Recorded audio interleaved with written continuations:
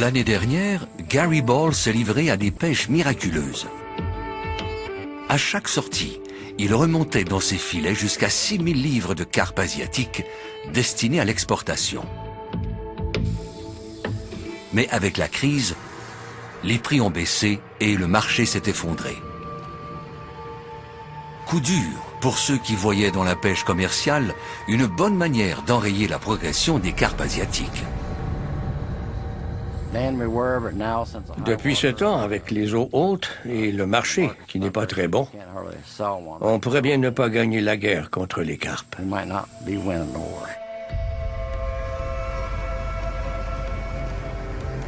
En désespoir de cause, les biologistes peuvent toujours utiliser la roténone, un poison puissant, mais qui a le défaut d'agir sans discrimination, tuant tout ce qui vit dans l'eau. Tous les espoirs gravitent plutôt autour d'une technologie de pointe. Attention, danger! Si les panneaux se multiplient et qu'il y a des clôtures des deux côtés de ce canal, c'est que dans cette eau, il y a de l'électricité qui circule.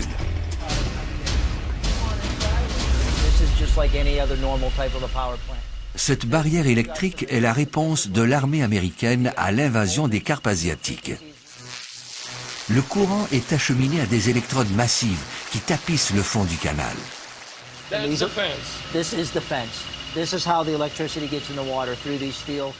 Cette barrière électrique a été mise à l'essai en 2002 sur le Chicago Sanitary and Shipping Canal. Nous essayons de reprogrammer les poissons. Leur instinct les pousse à nager à contre-courant. Et les eaux des Grands Lacs s'écoulent de Chicago vers le Mississippi. Les barrières électriques ont le grand avantage de repousser les carpes, sans empêcher la navigation. Mais cette technologie est-elle vraiment à point? Le biologiste Vic Santucci se souvient du 22 juin 2010. C'était en fin d'après-midi. Son équipe, qui effectuait des contrôles dans la rivière Calumet, bien au-delà de la barrière électrique, relevait ses filets pour la dernière fois de la journée. Dans les mailles, une surprise de taille. C'était une carpe à grosse tête. Elle faisait près d'1 mètre de longueur et pesait 9 kilos. Évidemment, cette capture fait la manchette des journaux. D'autant que la rivière Calumet est l'un des 5 points d'entrée directement connectés au lac Michigan. On savait que d'avoir attrapé cette carpe au-delà de la barrière électrique ferait toute une histoire. C'était la première fois. Les tests réalisés par l'Université Notre-Dame avaient bien démontré la présence d'ADN de carpe au-delà de la barrière, mais on n'en avait jamais capturé une auparavant.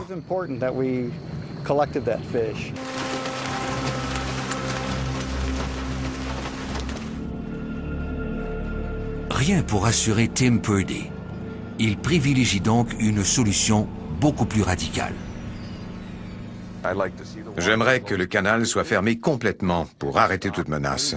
Mais je sais aussi que les compagnies de transport utilisent cette voie navigable, qu'elles ont un poids politique important et beaucoup d'argent. Alors ça n'arrivera pas. Les événements lui ont donné raison. Quand en 2010, les provinces canadiennes et les États américains qui ont accès aux Grands Lacs ont demandé au gouverneur de l'État de l'Illinois de fermer physiquement les canaux, la réponse a été non.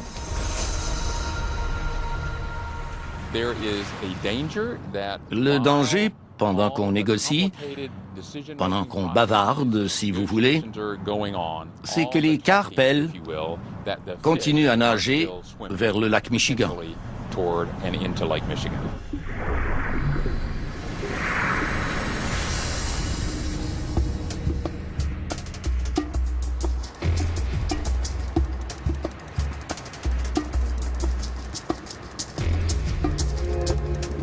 Le lac Michigan est la clé de voûte de tout le système de défense mis en place par les Américains.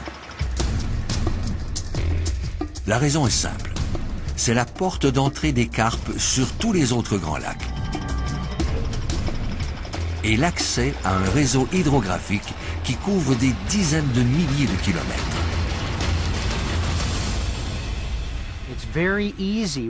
Une fois rendus dans le lac Michigan, il sera très facile pour les carpes asiatiques de se répandre dans nos eaux intérieures en utilisant ce réseau hydrographique.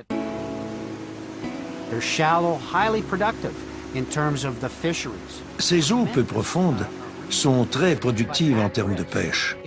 Elles sont à risque si on laisse des envahisseurs comme les carpes entrer dans le réseau.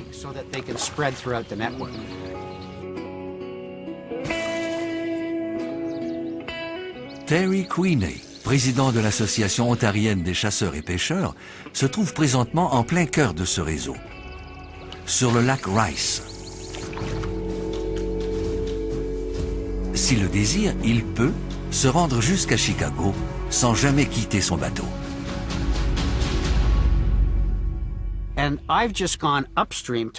Et je viens seulement de me déplacer en amont, à ma droite. Si nous allons à ma gauche, en aval, à l'heure du souper, on sera près de Trenton, sur le lac Ontario.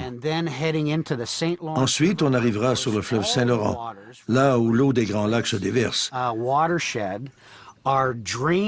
Puis, ce sera Montréal, Québec et la Gaspésie.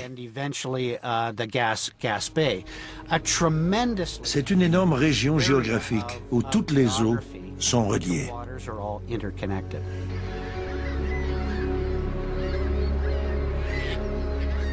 Si les carpes asiatiques s'établissent ici, il ne sera plus possible de les éradiquer.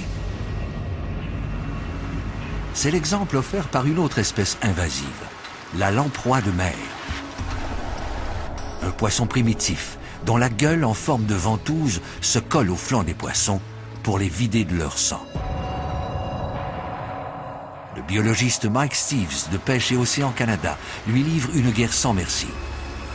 Parmi ses tâches, vider les trappes qui interceptent les lamproies avant qu'elles ne remontent les cours d'eau pour s'y reproduire.